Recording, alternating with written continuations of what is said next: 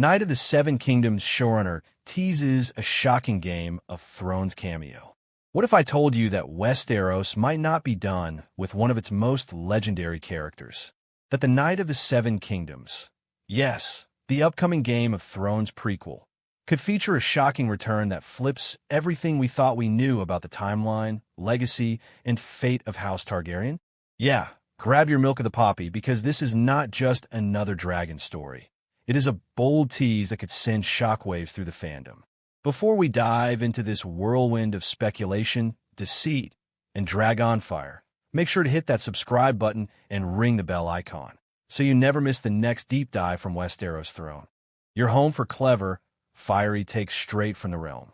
All right, let us start where all good Westerosi rumors begin, with one mysterious tease that has the fandom spiraling faster than Viserion on a bad day. So, Knight of the Seven Kingdoms. The Hedge Knight is shaping up to be HBO's next big leap into George R.R. Martin's vast world.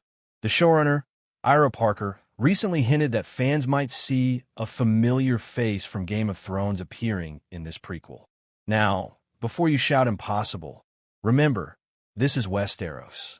People die, dragons disappear, and then, bam, they return in the most unpredictable ways. But here's where it gets juicy.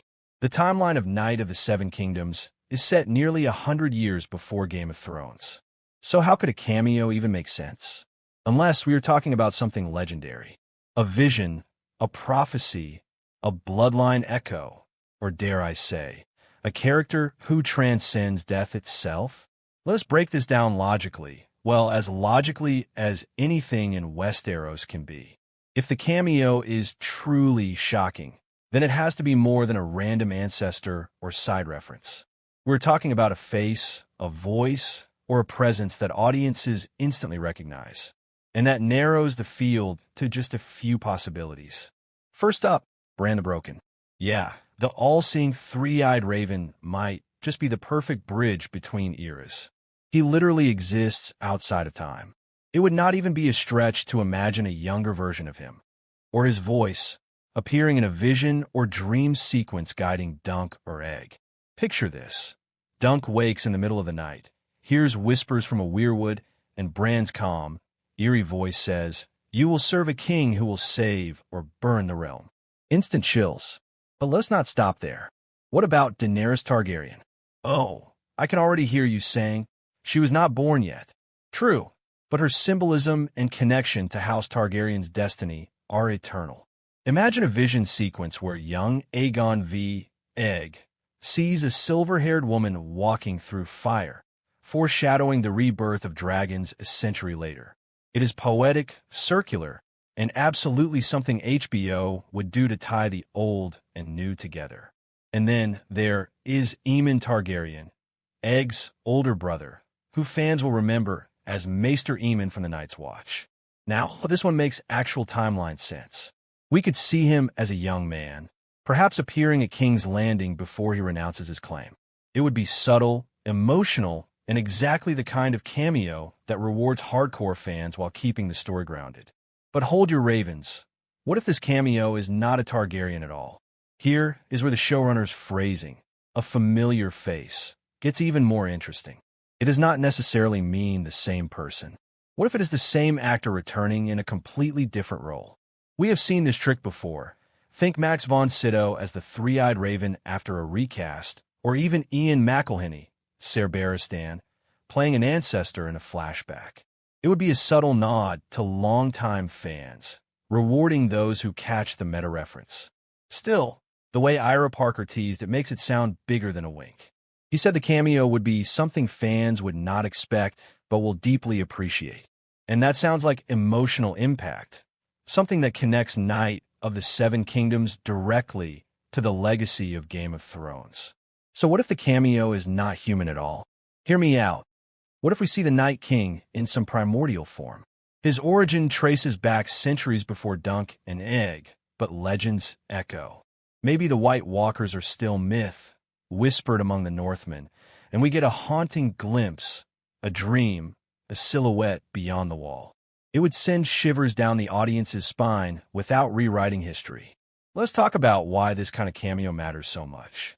HBO knows Knight of the Seven Kingdoms will live in the shadow of Game of Thrones and House of the Dragon. Both were monumental, both had different tones, and both carried the heavy crown of fan expectation. A cameo like this is not just fan service, it is strategic storytelling.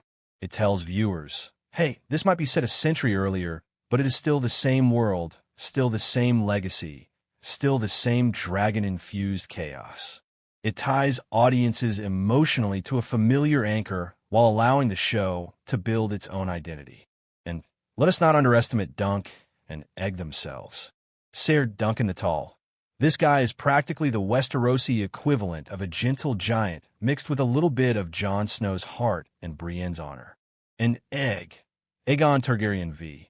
Well, his story ends with the infamous tragedy at Summerhall, the fire that killed him and many others. That event is one of the biggest mysteries still unsolved in all of Song of Ice and Fire. Now imagine if this cameo subtly connects to that future tragedy. Maybe a prophecy is spoken, maybe a shadow falls on the wall, maybe we hear a whisper about the prince that was promised.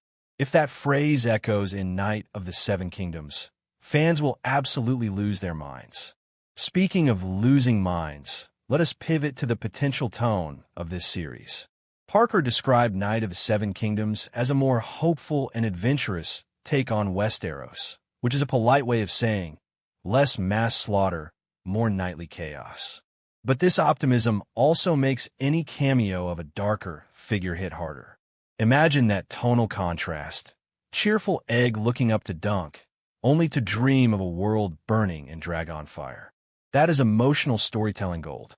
Let's address the elephant, or dragon, in the room, fan expectations. After the controversial finale of Game of Thrones, HBO has been walking on wildfire, trying to rebuild trust. House of the Dragon managed to restore a lot of faith, thanks to its focus on political tension and layered character arcs. But Knight of the Seven Kingdoms is something else. It is smaller, more intimate, but also more risky. Because when you strip away the spectacle of dragons and wars, you are left with relationships, choices, and honor. That means every detail matters, every cameo, every name drop, every prophetic vision. And when a showrunner says, shocking cameo, fans will dissect every frame until. To wrap it up, this cameo tease is more than just hype. It is a promise that Knight of the Seven Kingdoms will not just retell history. It will make us feel the pulse of Westeros again. Whether it is Bran's whisper, Daenerys' prophecy, or even just the faint echo of Aemon's wisdom, one thing is clear. HBO is crafting this prequel not as a spin-off, but as a continuation of the myth. And if that does not excite you, then perhaps you have been spending too much time north of the Wall. Thank you for watching Westeros Throne, where every theory burns brighter than dragon fire. Stay tuned, stay clever, and remember, the game never truly ends.